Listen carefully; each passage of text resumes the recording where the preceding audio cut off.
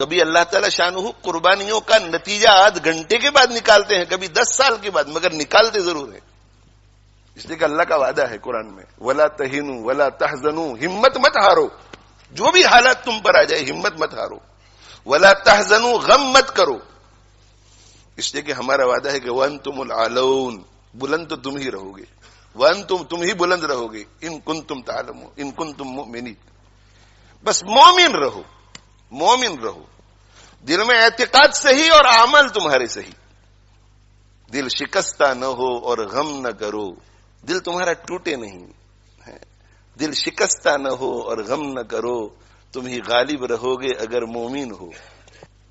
الاسلام یعلو، آپ صلی اللہ علیہ وسلم کا وعدہ ہے کہ اسلام بلند رہے گا۔ هو الذی ارسل رسولہ بالہدی ودین الحق لیظہرہ علی الدین کلہ، وعدہ ہے قرآن کا۔ اس لیے ایسے حالات میں شکوک شبہات میں مبتلا نہیں ہونا چاہیے، اللہ کی حکمت پہ یقین رکھنا چاہیے، اللہ کی حکمت پہ، اللہ کی حکمت بھروسہ رکھنا چاہیے، اور جہاں کہیں جو کوئی پریشان حال ہے، جس درجے کی پریشانی میں ہو، جس درجے کی پریشانی میں ہو، ان کا تعاون کرنے کے لیے جس طرح انہیں خود بھی اللہ کی مرضیات پہ چلنا ضروری ہے، پوری امت کے لیے اللہ کی مرضیات پہ چلنا ضروری ہے۔ اگر ہم ہمارے ان فلسطینی بھائیوں اور بہنوں اور بچوں جو معصوم ہے، جو انوسنٹ ہے، جن کا کوئی قصور نہیں ہے، ان کو کسی قسم کا بھی فائدہ پہنچانا چاہتے ہیں، فائدہ، اور بہت ہی مؤثر فائدہ، اعلیٰ درجے کا فائدہ، تو میرے بھائیو توبہ کرو اللہ سے، اپنے گناہوں سے توبہ کرو، اور توبہ کر کے عزم کرو کہ آج کے بعد ہم اللہ کے دین پر، اللہ کی مرضی کے مطابق چلیں گے۔ اس سے بڑھ کر دوسرا کوئی مؤثر فائدہ نہیں، باقی سارے فوائد اس کے تابع ہیں۔ یہ قابو میں آیا تو باقی سارے اسباب کام آئیں گے، یہ قابو میں نہیں آیا تو کوئی سبب کام نہیں آئے گا۔ یہ میرا ایمان ہے، اور ہم سب کا ایمان ہونا چاہیے۔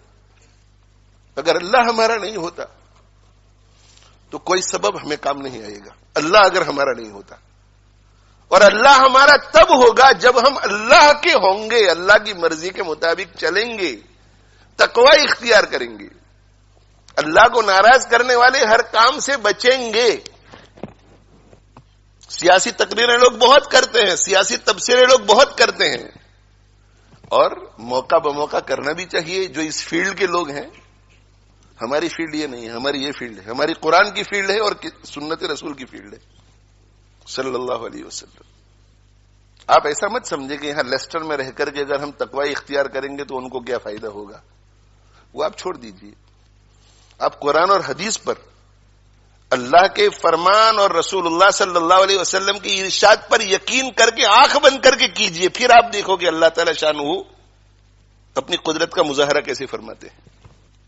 اللہ نہیں بدلا ہے، اللہ کا قانون بھی نہیں بدلا ہے، اللہ جیسے پہلے تھا آج بھی ویسا ہی ہے۔ اللہ کی حالت میں، اللہ کی شان میں کوئی فرق نہیں آتا، اللہ کے قانون میں، اللہ کے وعدوں میں کوئی فرق نہیں آتا۔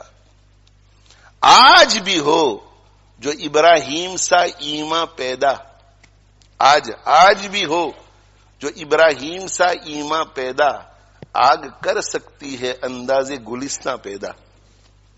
آج بھی اگر ابراہیم علیہ الصلوۃ والسلام جیسا ایمان، ویسا یقین، ویسا بھروسہ اللہ پر، ویسا توکل، ویسا اعتماد ہو، اور ویسا تقوی ہو، ویسا صبر ہو، آج بھی ویسا ذکر ہو، زبانی ذکر بھی ہو، دل بھی جڑا ہوا ہو، آگ کر سکتی ہے انداز گلستاں پیدا، تو آگ باغ بن سکتی ہے آج بھی۔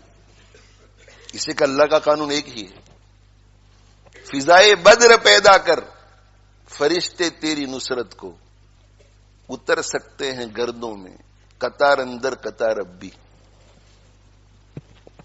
فضائے بدر پیدا کر، فضائے بدر کیا تھی؟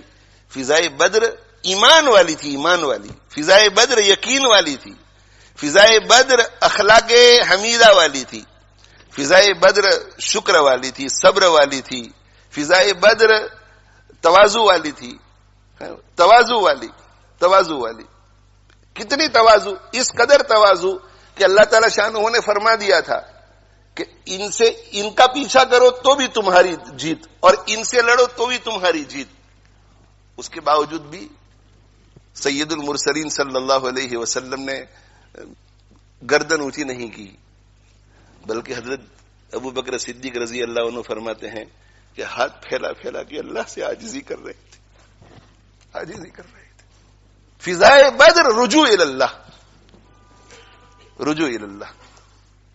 حضرت جی مولانا الیاس صاحب رحمۃ اللہ علیہ ارشاد فرمایا کرتے تھے کہ بندے کو رجوع اللہ اس طرح کرنا چاہیے جیسے ایک لولا، لنگڑا، اندھا، بہرا، گونگا کرے.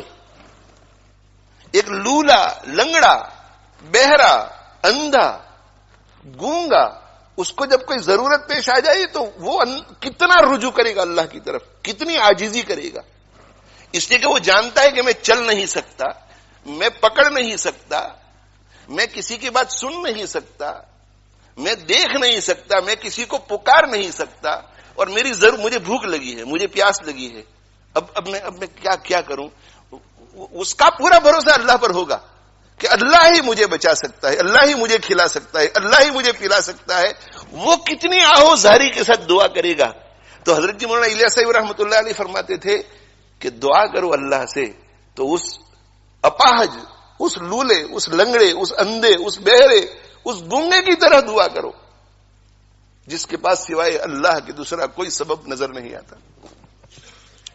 اور صرف دعاؤں سے کام نہیں بنتا بلکہ دوڑ بھاگ بھی کرنی پڑتی ہے، صحیح اسباب اختیار کرنے پڑتے ہیں. تو دعا اور دعا کے ساتھ جو بھی اسباب ہیں، ڈیمونسٹریشن لوگ کرتے ہیں، شرعی حد میں رہ کر ڈیمونسٹریشن کرو، پیٹیشن شرعی حد میں رہ کر کرو، ایم پی پر خط لکھنا شرعی حد میں رہ کر کے کرو، شرعی حد میں رہ کر.